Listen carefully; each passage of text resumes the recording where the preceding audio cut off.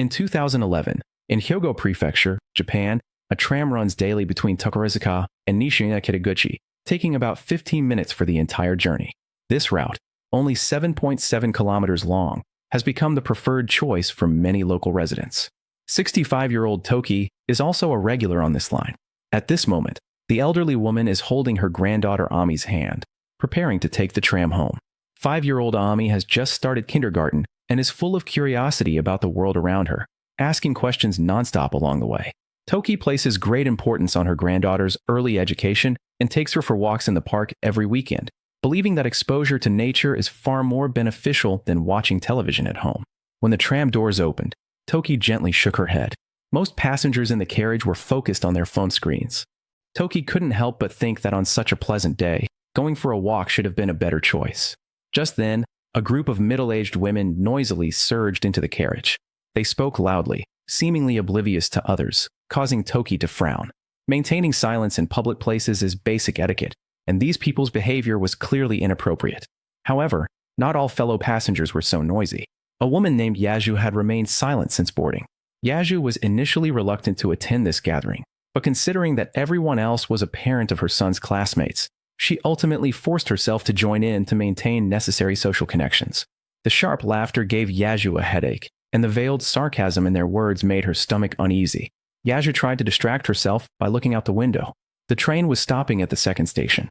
On the platform, a young woman in a white dress caught Yaju's attention.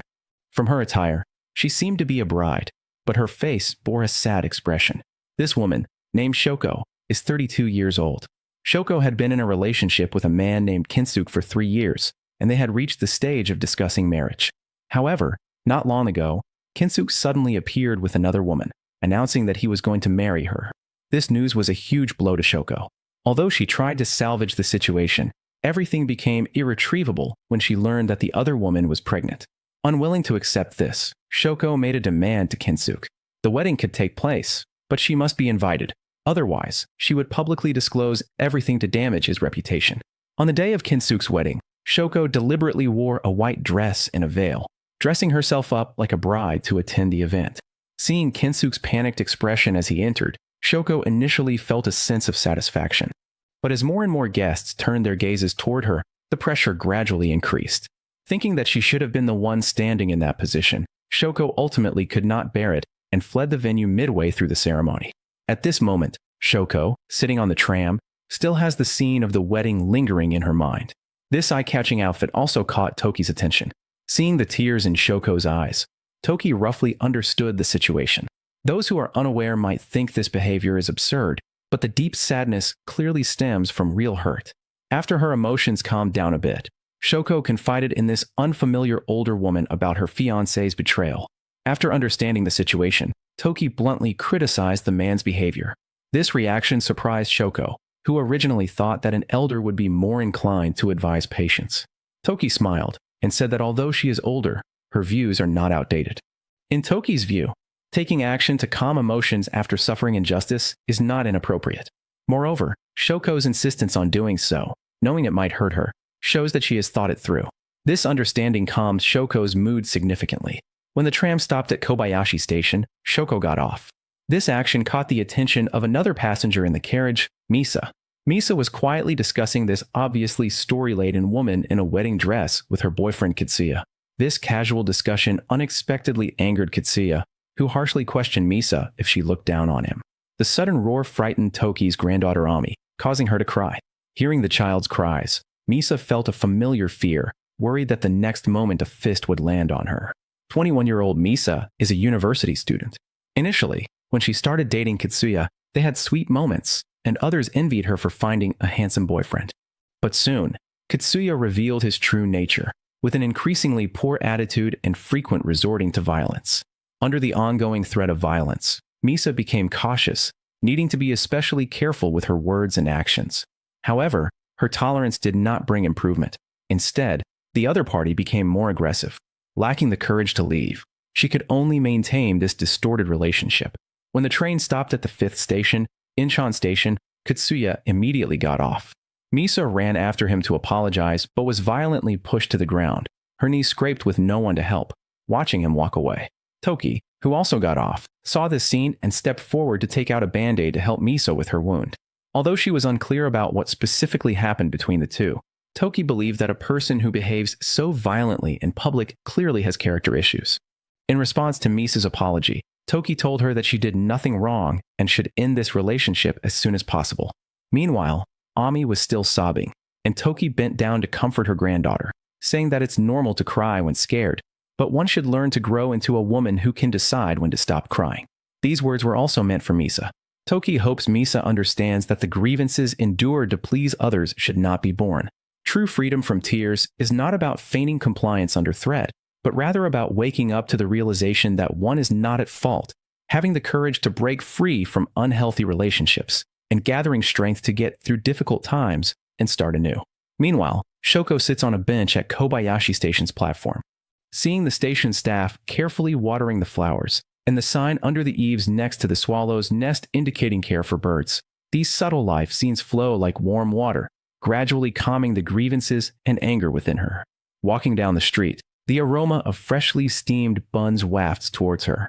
The wheat scent of the flour awakens her appetite. The delicacies at the wedding banquet hold no allure. At this moment, an ordinary yet steaming bun brings forth a genuine desire.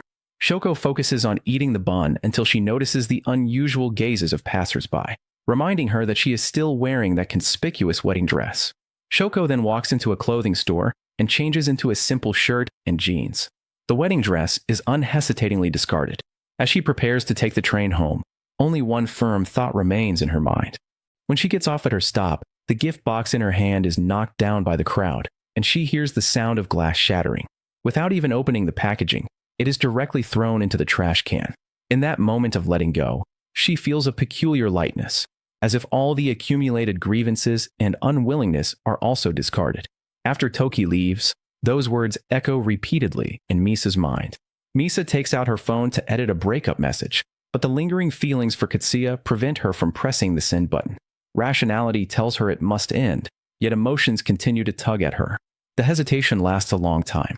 At this moment, a group of high school students noisily runs onto the platform. One of the girls excitedly shares her daily life with her boyfriend, her tone filled with sweetness. This makes Misa feel envious. Once upon a time, she had similar moments with Katsuya. The girl talking about her boyfriend is named Etsuko, who is laughing and joking with her friends as they board the train. But when the train stops at Kodoin Station near Kansai Gakuen, the originally vibrant Etsuko suddenly falls silent. Looking at the surrounding college students, her eyes reveal an unmistakable envy and a hint of loneliness. 18-year-old Etsuko is about to take the university entrance exam. Kansai University is the school she has long aspired to attend. However, with her current grades, she is quite far from the admission standards, and attending a cram school seems to be her only hope. Yet, the tutoring fees are not cheap, and with two younger brothers at home, she cannot ask her family for this money.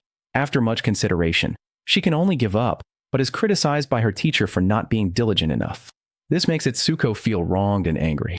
That night, after discussing her further education plans with her teacher, a troubled Etsuko seeks out her boyfriend, Miyake. After understanding the situation, Miyake gently hugged Etsuko.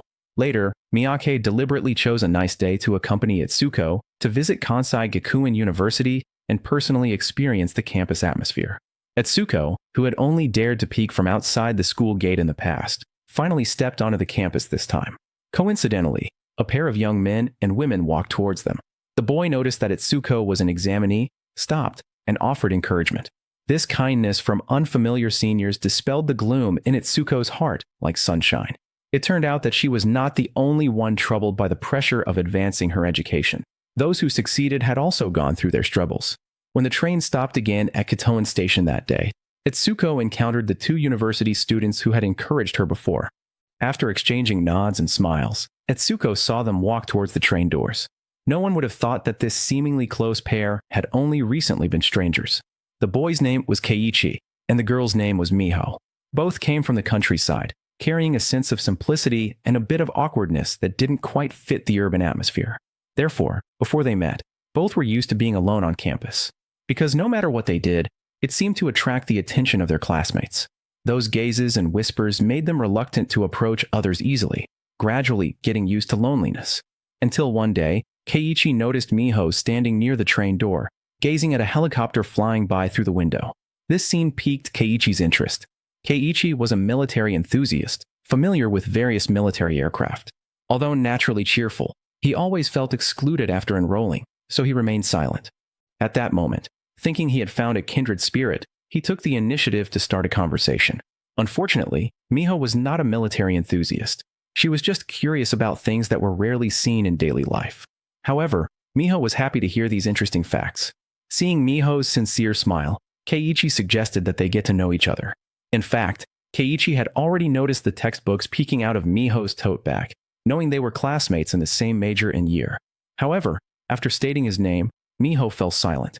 Keiichi felt embarrassed, thinking he had been rejected again. After the train stopped, Miho rushed out of the carriage to call out to Keiichi.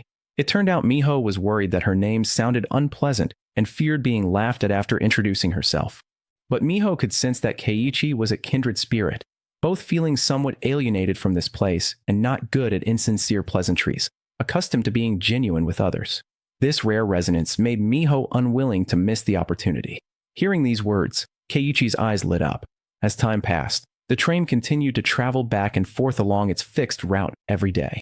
Those familiar or unfamiliar passengers appeared on time, but each person was quietly changing. Misa, who had once been trapped in violence, finally felt liberated. After repeatedly contemplating Toki's words, she ultimately sent a breakup message. Katsuya received the message and immediately rushed back to their place, first yelling angrily and then resorting to violence. The physical pain remained, but this time Misa did not cry. Even with injuries on her face, she gritted her teeth and took out her phone to ask her friend Fujiko for help for the first time. Fujiko did not betray this trust, bringing in an experienced older brother to meet Katsuya and warn him. After ending the unhealthy relationship, she felt a long-lost sense of relief in both body and mind. But this relief did not last long. As the train doors opened, a group of middle-aged women, who had been noisy and dining all day, surged in again. One of them quickly threw her handbag onto the empty seat next to Misa. This was the seat reserved for Yaju. Misa remembered the woman in the wedding dress, Shoko, and wanted to ask about her recent situation, but Shoko had already been pushed to another car. As soon as Yaju sat down, Hariyama grabbed her to ask if she was looking forward to the upcoming lunch. Yaju thought of her husband and children waiting at home, but still forced a smile to indicate her anticipation. The women's shrill laughter was uncomfortable. The familiar dizziness and nausea returned, her stomach churned, her vision blurred, and she nearly fainted. Misa hurriedly supported Yaju. Yaju finally mustered the courage to say she felt unwell and couldn't participate. Hariyama merely pouted in dissatisfaction, showing no concern, and turned back to continue chatting and laughing. Misa could hardly believe it. She saw her past self in Yaju, the same timidity, the same inability to end things. When the train arrived at the station, Misa got off with Yaju, helped her sit down, and bought water to assist with her medication. After feeling better, Yaju raised a question. Misa replied that this might be a form of repayment. It was because of this train that she met Toki and Itsuko. Toki taught her to take control of her own life. Itsuko's unintentional display of a healthy relationship made her understand what a positive interaction looks like. They were the ones who prompted her decision to change. So she also wanted to pass on this kindness. Yaju also confessed her feelings. In fact, she didn't want to participate in such gatherings at all. She preferred dining at home with her family over an expensive lunch. But she was afraid of being isolated and lacked the courage to leave. These words left Yaju in deep thought. Watching Misa board the next train, she realized the distance between herself and those people had widened. Suddenly, she found that the discomfort had disappeared. She immediately called home to inform them that she would return for dinner. Meanwhile, Keiichi and Miho's relationship was growing closer. As spring arrived, feelings between the two quietly blossomed. On this day, as they traveled together again, Miho hesitated about whether to invite Keiichi to her countryside home. On the other side, Shoko also arrived at Kobayashi Station to wait for the train. Months after talking with Toki, her heart was unburdened, and she moved near the station, found a new job, and started a new life. Seeing a group of girls bullying another girl, that girl did not yield even when ostracized. After fighting back, she walked aside and sat down alone. But Shoko noticed the glimmer of tears in the girl's eyes. Understanding that this girl was just as stubborn and unwilling to give up, yet also longed to be understood. Shoko walked over to block those gazes and offered a handkerchief. With Shoko's comfort, the girl finally broke into a smile. Surprisingly, the girl's name was also Shoko. As the train arrived, Toki returned from walking the dog with her granddaughter Ami. Coincidentally, they shared the same carriage with a noisy group of women. Ami innocently asked why these adults didn't understand the need to keep quiet. Hariyama immediately accused Toki of poor parenting. Faced with unreasonable accusations, Toki could no longer endure, straightened her back, and responded forcefully. After the train stopped, the group of women hurriedly left. Witnessing this scene, Keiichi and Miho couldn't help but applaud Toki. At the same time, Misa called out to Shoko, who was about to get off the train. Two women who had both felt disappointed in life met someone who would change the trajectory of their fate on this fixed-route train.